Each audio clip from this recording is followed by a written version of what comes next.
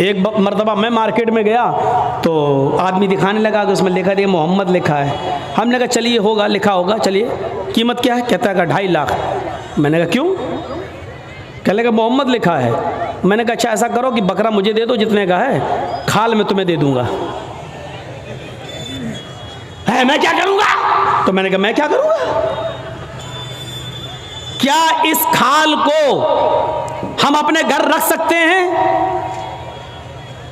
اس پر بھی غریب کا حق ہے.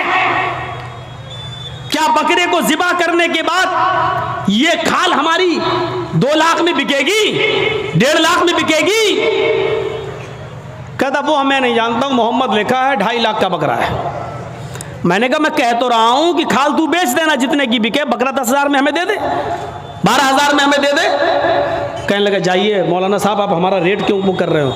لوگوں نے ایک فضول کی بحث بڑھا دی. اس پہ اللہ لکھا ہے تو اس کی قیمت بڑھ گئی, محمد لکھا ہے تو اس کی قیمت, جس پر یہ چیزیں لکھی ہوئی ہوں اور کم کر دو اس کی قیمت.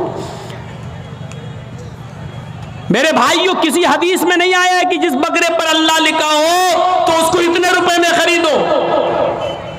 اور لکھا ہوتا نہیں ہے, وہ ہمیں اور آپ کو اس کا ایک نقش دکھائی دیتا ہے. بس یہ الف بال یہ لام پوری طریقے سے دیکھا جائے تو پورا لکھا ہوا بھی نہیں ہوگا, اس پر تشدید بنی ہوگی, پھر اس پہ کھڑا الف ہوگا, پھر آپ پوری طریقے سے اگر دیکھیں تو ملے گا بھی نہیں ایسا, لیکن محسوس ایسا کرائیں گے کہ دیکھیے یہ اللہ, حالانکہ دیکھا جائے تو یہ بھی اللہ ہی ہے. دیکھیے یہ بھی اللہ ہی ہے. الف, یہ الف ہو گیا نا, اور لام کیسا ہوتا ہے؟ یہ لام ہوا, پھر ایک اور لام ہوا, پھر یہ اس کے اوپر کا الف, اور یہ ہے. تو دیکھا جائے یہ کیا ہے؟ اللہ ہی ہے. اگر آپ اس پر روشنائی لگا دیں پورا, اور پھر اس کو آپ یہ داہنے ہاتھ کو اس طریقے سے دیوار پہ چھاپ دیں تو آپ دیکھیں گے عربی میں اللہ ہی لکھا ہوا نظر آئے گا, اللہ ہی لکھا ہوا نظر آئے گا. اب بتائیے جب اللہ لکھا ہوا نظر آئے گا تو ہم کیا مانیں؟ اب اس ہاتھ سے آدمی شراب بھی پی رہا ہے, اب اس ہاتھ سے آدمی جوا بھی کھیل رہا ہے, اس ہاتھ سے غلط چیزوں کو بھی پکڑ رہا ہے. تو ان چیزوں سے حیثیت نہیں بڑھ جاتی ہے؟ سادھوؤں کی طرح اللہ کے رسول کے پاس سب کچھ تھا, لیکن کوئی چیز آپ نے اپنے اوپر خرچ نہیں کی. تاریخ بتاتی ہے 100 اونٹ ہمارے پاس اگر 2 جانور بھی آ جائیں قربانی کے لیے تو آج ہم 10ویں کو کرتے ہیں اور دوسرا بکرا 12ویں کو کریں گے. کیوں؟ میری بیٹی آئے گی, میری بہن آئے گی, میرے رشتہ دار آئیں گے. دوسرا بکرا ہم 12ویں تاریخ کو کریں گے اپنے رشتہ داروں کو دعوت دینے کے لیے. لیکن اللہ کے رسول نے 100 سرخ اونٹوں کی قربانی کی, اور ایک ہی دن کی 10ویں تاریخ کو. میں یہ نہیں کہہ رہا ہوں 11 کو نہیں کر سکتے ہو, 12 کو نہیں کر سکتے ہو, 13 کو نہیں, میں منع نہیں کر رہا ہوں, جائز ہے. کل ایام التشریق ذبح, ایام تشریق کے سارے دن قربانی کے دن ہے, میں منع نہیں کر رہا ہوں. لیکن اللہ کے رسول نے 11ویں اور 12ویں کو اور 13ویں کو قربانی نہیں کی. آپ نے 100 اونٹ بھی ذبح کیے تو 10 کو کیے ہیں 100, اور گوشت سارا کا سارا تقسیم کر دیا. آپ نے اپنے پاس کچھ نہیں رکھا. جرجیت صاحب شادی سے پہلے کس پہ سوتے تھے؟ دری پر, چٹائی پر. جرجیت صاحب کی شادی ہو گئی, جہیز میں ڈبل بیڈ مل گیا, مسہری مل گئی, بستر مل گیا. شادی کے بعد ہماری سونے کی سٹائل بدل گئی, چلنے کی سٹائل بدل گئی. جرجیت صاحب سائیکل پہ چلتے تھے, اب بائک پہ چل رہے ہیں. بڑے آدمی ہیں, 4 ویلر بھی دے دی ہوگی ہو سکتا ہے سسرال والوں نے, اب 4 پہیے کی گاڑی پہ چل رہے ہیں. رہنے کی سٹائل بدل سکتی ہے, لیکن محمد رسول اللہ 25 سال کی عمر میں جب 40 سال کی ایک بوڑھی عورت خدیجہ سے نکاح کرتے ہیں. خدیجہ عرب کی بہت بڑی دولت مند اور رئیس خاتون تھی. جب اللہ کے رسول کی شادی ان کے ساتھ ہوتی ہے تو خدیجہ اپنے ساتھ سارا مال بھی لے کے آتی ہیں, سارا خزانہ لے کے آتی ہیں, سارا بزنس لے کر آتی ہیں. اللہ کے نبی صلی اللہ علیہ وسلم شادی کے بعد بھی اسی چٹائی پر, اسی اکیرے بستر پہ سویا کرتے تھے جو شادی سے پہلے آپ سویا کرتے تھے. آپ تعجب کریں گے, ایک بار اللہ کے نبی صلی اللہ علیہ وسلم جس بستر پہ سو رہے تھے, حضرت عائشہ نے اس بستر پر لیٹ کر دیکھا جو کافی گڑ رہی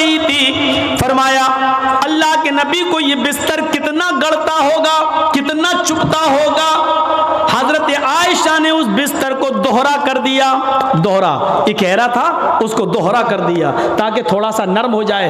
اللہ کے نبی اس بستر پہ سو جاتے ہیں, تہجد کی نماز میں نہیں اٹھ پاتے ہیں. جب آنکھ کھلی تو فجر کا وقت تھا, فجر کی نماز پڑھانے کے بعد جب گھر پہ آتے ہیں تو پوچھتے ہیں عائشہ تم نے بستر پر ایسی کون سی چیز بچھا دی تھی؟ عائشہ تم نے بستر پر ایسا کیا بچھا دیا تھا؟ آج مجھے نیند آ گئی اور میں رات میں اللہ کی عبادت نہ کر سکا, تہجد کے اندر اٹھ نہیں سکا. فرمایا اے اللہ کے نبی بستر کے نیچے تو میں نے کچھ نہیں بچھایا, وہ بستر جو اکھیرا تھا اس کو میں نے دوہرا کر دیا. میں نے لیٹ کر دیکھا آپ کو کیسے نیند آتی ہوگی, وہ تو کافی چبھ رہا تھا, کافی گڑ رہا تھا, میں نے اس کو دوہرا کر دیا. فرمایا عائشہ ایسا مت کرو, جیسا بستر پہلے بچھاتی تھی اسی طرح بچھاؤ, بستر کو اکھیرا رہنے دو, میری پیٹھ پر گڑتا ہے تو گڑنے دو, میری پیٹھ پر چبھتا ہے تو چبھنے دو. جب بستر گڑتا تھا چبھتا تھا تو میری آنکھ کھل جاتی تھی اور میں رات میں اٹھ کر تہجد کی نماز پڑھ لیا کرتا تھا, اللہ کو یاد کر لیا کرتا تھا. عائشہ آئندہ بستر اسی طرح بچھاؤ, میرے لیے آرام کا ایسا انتظام نہ کرو کہ بستر پر مجھے نیند آ جائے اور پھر میں اس رات میں اٹھ کر اللہ کو یاد نہ کر سکوں, اس رات اٹھ کر میں اللہ کو کا ذکر نہ کر سکوں, تہجد کی نماز نہ پڑھ سکوں. عائشہ اللہ تعالیٰ کو رات کی تاریکیوں میں یاد کرنے کا مزہ کچھ اور ہے جب ساری دنیا سو رہی ہوتی ہے اور میری کروٹ, میری کمر نرم گرم بستروں سے الگ ہوتی ہے اور سجدے میں سر ہوتا ہے, تو اس وقت کا مزہ کچھ اور ہوتا ہے کہ ساری دنیا خواب خرگوش میں مست ہے اور اللہ کا ایک بندہ اپنے رب سے عذاب جہنم کی پناہ مانگ رہا ہے, جنت کا سوال کر رہا ہے, رات کی تاریکی میں اپنا سر سجدے میں رکھ کے اس کو مالک اور اپنے آپ کو اللہ کا غلام بنا رہا ہے. عائشہ تم نے بستر کو ایسے بچھا دیا کہ اس بستر پر مجھے اتنی نیند آ گئی کہ میں رات کو اٹھ نہیں سکا. عائشہ مجھے اتنا آرام نہ دو کہ میں رات میں اٹھ کر اللہ کو یاد نہ کر سکوں. رہنے سہنے میں شادی کے بعد بھی کوئی فرق نہیں آیا, یہاں تو شادی کے بعد بستر بدل جاتے ہیں, رہن سہن کی اسٹائل بدل جاتی ہے, رہنے سہنے کا طریقہ بدل جاتا ہے, اس میں پروموشن ہو جاتا ہے, ترقی ہو جاتی ہے. لیکن محمد رسول اللہ کی زندگی پہ نظر ڈالو کہ اللہ کے نبی نے شادی سے پہلے جس بستر پہ لیٹتے تھے شادی کے بعد بھی اسی بستر پر, جبکہ خدیجہ کی دولت نبی کے قدموں پہ تھی, لیکن اللہ کے نبی نے خدیجہ کی دولت کو اپنے اوپر استعمال نہیں کیا. خدیجہ جو دولت لے کر آئی اس دولت کو بھی اللہ کے رسول نے دین کے کام میں غریب اور مسکینوں میں لٹا دیا. میرے بھائیوں ہمیں دیکھنا ہے کہ سادھو کون ہے. سادھو اس کو کہتے ہیں جس کے پاس سب کچھ ہو, دولت کی کمی نہ ہو, لیکن اس نے اپنے اوپر کوئی چیز خرچ نہ کی ہو, سب غریبوں اور مسکینوں میں لٹا دیا ہو. اس تعریف کا صحیح حقدار صرف جناب محمد رسول اللہ صلی اللہ علیہ وسلم ہے. آپ کے پاس کس چیز کی کمی تھی؟ لوگ کہتے بہت غریب تھے, یہ تھے, نہیں, اللہ کے رسول سے زیادہ کوئی امیر تھا؟ اللہ نے کہا تھا کہو تو اس پہاڑ کو ہم سونے کا بنا دیں, اور یہ احد پہاڑ جب سونے کا بن جائے تو جہاں آپ چلیں یہ پہاڑ بھی آپ کے ساتھ چلے. لیکن اللہ کے نبی نے اللہ تعالیٰ کے اس فرمان کو, اس گزارش, اللہ تعالیٰ کے اس حکم کو نافذ ہونے کے بعد منع کر دیا کہ نہیں, اے اللہ مجھے دنیا میں آرام نہیں, سونا نہیں چاہیے, چاندی نہیں چاہیے, بلکہ آپ نے فرمایا اللہم اجعلنی فی حیاتی مسکینہ, اے اللہ دنیا میں مجھے جتنے دن زندہ رکھ مسکین بنا کے زندہ رکھنا. اے اللہ جب مجھے موت آئے تو حالت مسکینی میں مجھے موت آئے, اور اے اللہ کل قیامت کے دن جب میں اٹھایا جاؤں تو فقیروں میں اور مسکینوں ہی میں اٹھایا جاؤں. یہ اللہ کے رسول کی دعا تھی, جبکہ اللہ تعالیٰ تو احد پہاڑ کو سونے کا بنانے کے لیے تیار تھا. نبی اکرم جہاں چلتے پہاڑ آپ کے ساتھ ساتھ چلتا, لیکن اللہ کے رسول نے پہاڑ کو سونے کا بنانے سے منع کر دیا اور کہا کہ مجھے دنیا کے عیش و آرام نہیں چاہیے. حضرت عبداللہ ابن عمر نے بستر پر لیٹ کر دیکھا تو کہا کہا اللہ کے نبی یہ کیا ہے؟ جب اللہ کے نبی اس بستر پر سو کے اٹھے تو دیکھا کہ اس نشان پڑ گئے. آپ کسی کھردری چٹائی پر لیٹیے, ننگی پیٹھ, جب آپ اٹھیں گے تو چٹائی کے نشان آپ کی پیٹھ پر پڑ جائیں گے. اللہ کے نبی کی پیٹھ پر جب نشان پڑے تو حضرت عبداللہ ابن عمر نے جب یہ دیکھا تو چیخ پڑے, اے اللہ کے رسول, آپ تو یہود و نصارہ تو نرم گرم بستر پر سوئیں اور آپ جو ہیں ایسی چٹائی پر جس سے آپ کے نشان پڑ جائیں. نہیں, آج کے بعد آپ اس چٹائی پر نہیں سوئیں گے. آپ نے کہا پھر لَوِ اتَّخَذْنَا لَكَ وَطَانًا, آج ہم آپ کے لیے ایک نرم گرم بستر بنا دیں گے, نرم گرم گدے کا انتظام کر دیں گے, آپ اس کے اوپر سونا. اللہ کے نبی صلی اللہ علیہ وسلم نے فرمایا نہیں, اے عبداللہ میرے لیے نرم گرم بستر کا انتظام مت کرنا. مالی وللدنیا مانا فی الدنیا الا کراکب استظل تحت شجرہ ثم راحا. نہیں, اے عبداللہ میرے لیے نرم گرم بستر نہیں, میں تو اس دنیا میں ایک مسافر کی طرح ہوں. جیسے مسافر تھک جاتا ہے تو ایک سایہ دار درخت کے نیچے آرام کرنے کے لیے بیٹھ جاتا ہے, تھوڑا پانی پیتا ہے, سستاتا ہے اور پھر اٹھ کے چل دیتا ہے. میں بھی اس دنیا میں ایک مسافر کی طرح ہوں, چند دن رہوں گا اور پھر یہ دنیا چھوڑ کے چلا جاؤں گا, پھر اس دنیا سے میں نکل جاؤں گا. میں تو ایک مسافر کی طرح ہوں. نہیں, ایک حدیث میں آتا ہے آپ نے حضرت عمر کو سختی سے منع کیا تھا, میرے لیے نرم گرم بستر نہ بنانا. لہم فی الدنیا ولنا فی الاخرہ, یہ نرم گرم بستر ان یہود و نصارہ کے لیے دنیا میں ہے اور ہمارے لیے آخرت میں ہے. ہمارے لیے آخرت کے اندر بنائے, آخرت میں ہے, ہمارے لیے دنیا میں نہیں ہے, ہمارے لیے آخرت کے اندر بنائے گئے ہیں. اس لیے ہمیں دنیا کے عیش و آرام نہیں چاہیے. سادھو اس کو کہتے ہیں جس کے پاس سب کچھ ہو لیکن اس نے غریبوں پر نچھاور کر دیا ہو, مسکینوں پر لٹا دیا ہو, اپنے پاس اس نے کچھ نہ رکھا ہو. آسنا سادھوت منم, جو سادھوؤں کی طرح اپنی زندگی گزارے گا, اشٹرو گڑا, اور اس کے اندر 8 خوبیاں پائی جائیں گی. اب 8 خوبیاں بھی دیکھ لو کس کے اندر تھیں. الپ بھاشی, وہ کم بولے گا. کم بولنے والا کون تھا؟ پوری زندگی آپ پڑھ جائیے, محمد الرسول اللہ صلی اللہ علیہ وسلم سے زیادہ کم بولنے والی شخصیت آپ کو نہیں ملے گی. ضرورت کے وقت بولنا اور اتنا بولنا جتنی ضرورت ہے, اس سے زیادہ نہیں. یہ ہمارے اور آپ کے یہاں کا ماحول ہے, کوئی زیادہ بول رہا ہے, کوئی کم بول رہا ہے. اللہ کے رسول اتنا ہی بولا کرتے تھے جتنی ضرورت ہے. کبھی کبھی تو ایسا ہوتا تھا کہ پورا جواب بھی نہیں دیتے تھے. کم بولنے کا حال یہ تھا کہ ایک مرتبہ کچھ یہودی اللہ کے نبی کے پاس آئے. مسلم شریف کتاب السلام پڑھیے چیپٹر.